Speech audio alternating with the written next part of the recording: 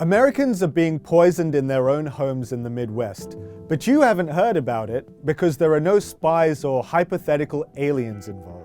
A train derailment last week in Ohio has turned into a full-fledged environmental disaster, and it's received surprisingly little national media coverage. But our writer Clint Rainey did cover it. As he reported, last Friday, a train belonging to Norfolk Southern derailed near the Ohio-Pennsylvania border, just outside the village of East Palestine, home to about 5,000 people. To make matters worse, 14 rail cars involved in the crash were carrying hundreds of thousands of gallons of a chemical called vinyl chloride. Deadly if inhaled in large doses, the chemical is also a known cause of brain, lung, blood, and liver cancer.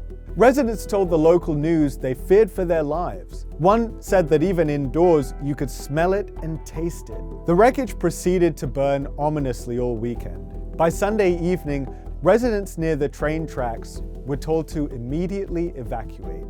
And so authorities on Monday decided to try what they called a controlled burn, which required massive evacuations and produced a large plume of toxic air that was so large it was visible from an airplane window. Almost immediately, anecdotal reports of sick and dying wildlife started pouring in from locals, despite the EPA insisting everything was safe and folks could return to their homes with no risk to their health. Oh, and just for good measure, a journalist got arrested for trying to report on the situation. Attention on the story has increased slightly as the severity of the catastrophe has become apparent, and a few lawsuits have been filed that might help locals in the long run. But reportedly, Norfolk Southern swiftly rose to the occasion with an offer of $25,000 in assistance for locals. That works out to $5 for each resident of East Palestine, or about $13,991,942 less